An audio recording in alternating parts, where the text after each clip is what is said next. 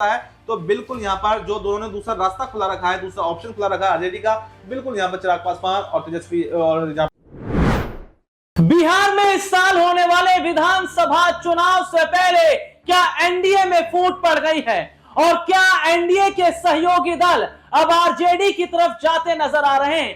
चिराग पासवान, जीतन राम मांझी क्या एक साथ मंत्री पद से इस्तीफा देकर तेजस्वी यादव के ऑफर को स्वीकार कर लेंगे? क्योंकि एनडीए में सीट शेयरिंग को लेकर जो सियासी बवाल मचा हुआ है, ये साफ तौर पर बताता है कि क्या एनडीए के हालात ठीक नहीं है और क्या बिहार में इस बार सत्ता परिवर्तन होता नजर आ रहा है।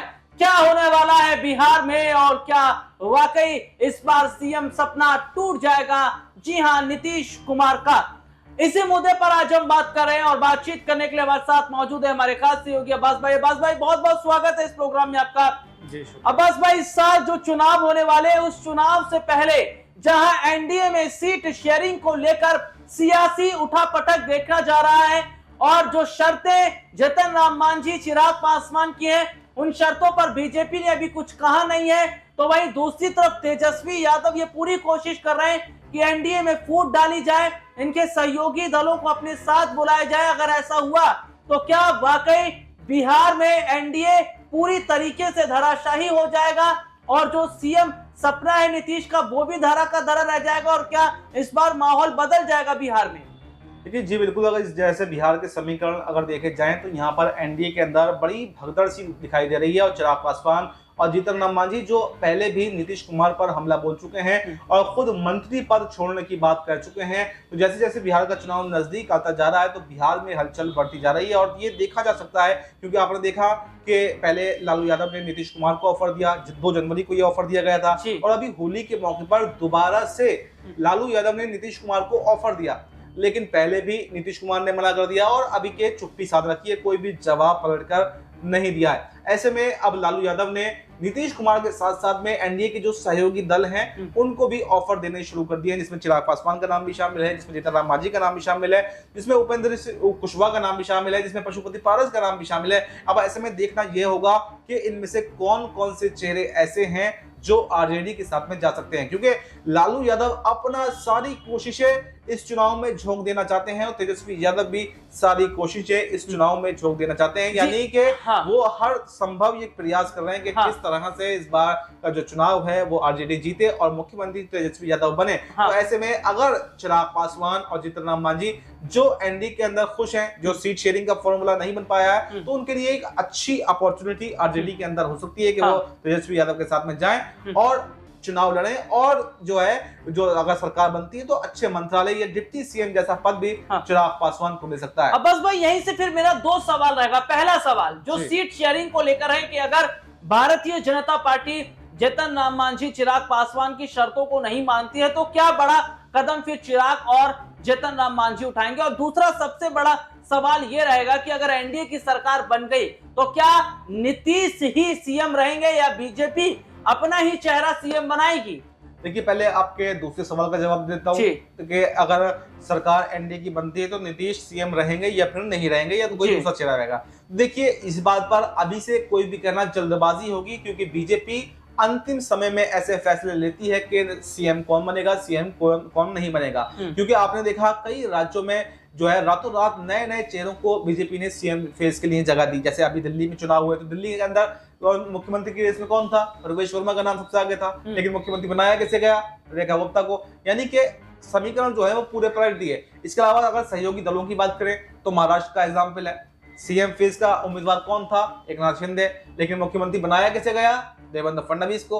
और यहाँ पर खूब खींचतान, खूब नाराजगी भी देखी गई और वो नाराजगी अभी तक भी बनी हुई है। एकनाथ शिंदे देवेंद्र फडणवीस की सरकार से, बीजेपी से अभी भी खुश नहीं है और एक नई सियासी जमीन की जो है वो तलाशने की कोशिश भी कर रहे हैं। तो ऐसे में अब सवाल ये है कि आखिर बिहार के अंदर की अगर बात कर लें कि संख्या बल क्या रहता है, जो सीट शेयरिंग का फॉर्मूला रहता है, कितनी कितनी सीटों पर चुनाव लड़े जाते हैं, सबसे पहली बात तो ये। उसके बाद में कितनी सीटें कौन जीत करके आता है, नीतीश कुमार कितनी सीटें जीतते हैं और बीजेपी है वो कितनी सीटें जीतती है या फिर और जो सहयोगी उसके साथ में है वो कितनी सीटें जीतते हैं। जिस आधार पर सीटें जीत करके आएंगे उस आधार पर यह तय होगा कि मुख्यमंत्री कौन बनेगा और जो बाकी के मंत्रालय हैं वो किसको दिए जाएंगे। अगर किंग मेकर की भूमिका यहाँ पर नीतीश कुमार के पास में नहीं रहती है तो इस बात में कोई भी दो राय नहीं है कि यहाँ पर नीतीश कुमार को मुख्यमंत्री नहीं बनाया जाएगा, क्योंकि जो बीजेपी के प्रदेश अध्यक्ष हैं दिलीप जायसवाल वो तो पहले ही ये कह चुके हैं कि सही मायनों में अटल जी को श्रद्धांजलि तब मिलेगी जब बिहार के अंदर बीजेपी का सीएम होगा। तो इसके क्या मायने है? इसका साफ साफ मायने ये है कि बीजेपी बिहार के अंदर अपना सीएम बनाना चाहती है और हर संभव वो कोशिश करेगी। तो ऐसे में अगर यहाँ पर ज्यादा विधायक बीजेपी के जीत करके आते हैं और किंग मेकर की भूमिका नीतीश कुमार के पास में नहीं रहती है तो आप देख सकते हैं कि यहाँ पर बीजेपी का जो है वो सीएम हो सकता है। इसके अलावा जो दूसरा का सवाल आपने पूछा था, मैं चाहूंगा एक बार आप रिपीट कर दीजिए। मेरा दूसरा सवाल ये था कि अगर सीट शेयरिंग को लेकर बीजेपी में बात नहीं बन पाती है, चिराग पासवान और जीतन राम मांझी को उनके मन मुताबिक सीट नहीं दी जाती है, तो उनका फिर अगला बड़ा कदम क्या रहेगा? और जो बयान चिराग पासवान ने दिया कि असली होली तो नवंबर में खेली जाएगी, किसके क्या मायने हैं?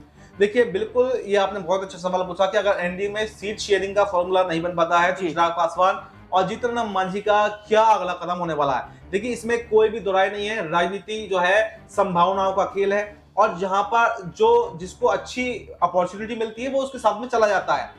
इसमें कोई सगा भाई नहीं होता, इसमें कोई सगा बाप नहीं होता।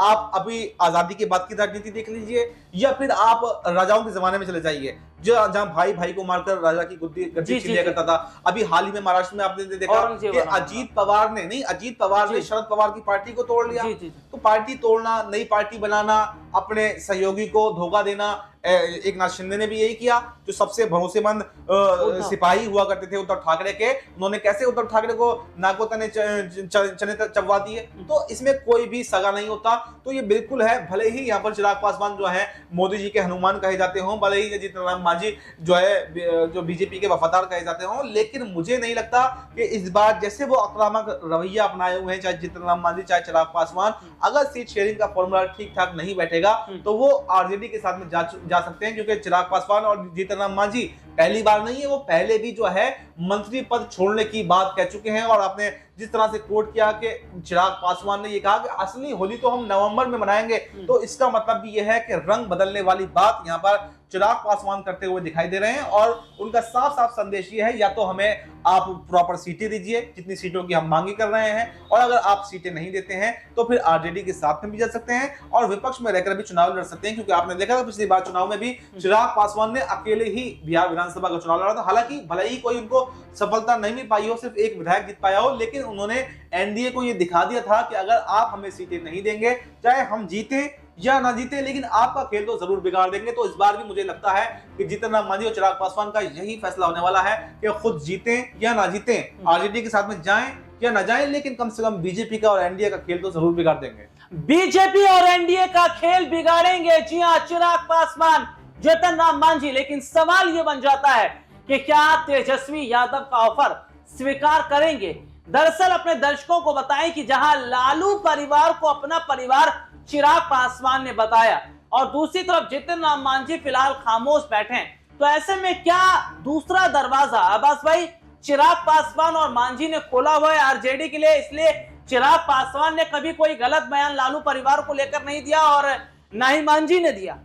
देखिए, बिल्कुल मैंने बताया ना, ये संभावनाओं का खेल होता है राजनीति। तो ऐसे में बिल्कुल कभी भी कुछ संभावनाएं हो सकती हैं। आपने देखा कि जयंत चौधरी जो हमेशा से यहाँ पर समाजवादी पार्टी के साथ में गठबंधन में रहा करते थे, लेकिन कैसे रातों रात गठबंधन उन्होंने तोड़ दिया और बीजेपी के साथ में आ गए, एनडीए में आ गए। तो ऐसे ही बिहार में, और बिहार की राजनीति तो अपने आप में एक उलझी हुई राजनीति है। यहाँ पे कितने बहुत सारे दल हैं, सब अपने अपने दबदबा रखते हैं। क्योंकि बिहार में जो है जातिगत राजनीति होती है, हर जाति का अपना एक वोट बैंक है और हर जाति का जो है वहां पे दबदबा है। तो ऐसे में सारे जातियों की अपनी अलग अलग पार्टियां हैं। तो ऐसे में ज्यादातर अगर छोटे दलों की बात करें तो एनडीए के साथ में ही है, लेकिन अब वो जैसे जैसे उभरती जा रही हैं, बढ़ती जा रही हैं, तो अपनी बड़ी मांगे कर रही हैं और उनकी मांगे जायज भी हैं। लेकिन बीजेपी यहाँ पर सहयोगियों का उतना ज्यादा भला चाहती नहीं है, तो इसलिए यहाँ पर जो सीट शेयरिंग में जो सहयोगी हैं उनको दरकिनार किया जा रहा है। तो अगर दरकिनार किया जाता है तो बिल्कुल यहाँ पर जो दोनों ने दूसरा रास्ता खुला रखा है, दूसरा ऑप्शन खुला रखा है आरजेडी का, बिल्कुल यहाँ पर चिराग पासवान और तेजस्वी और यहाँ पर जो है जीतन राम मांझी आरजेडी के साथ में जा सकते हैं। और आप देख सकते हैं कि तेजस्वी यादव की सरकार में बड़ी जिम्मेदारी भी वो संभालते हुए दिखाई दे। ये वाकई अब देखना होगा कि क्या बिहार में हो जाएगा सबसे बड़ा खेल और क्या चुनाव से पहले मांझी और पासवान आ जाएंगे तेजस्वी के साथ, और क्या एनडीए का जनाधार बिहार में गिरता नजर आएगा? इस मुद्दे पर आपकी क्या राय कमेंट करके जरूर बताएं। फिलहाल आज के इस प्रोग्राम में इतना ही। तब तक के लिए मुझे मेरे सहयोगी को इजाजत दीजिए। नमस्कार।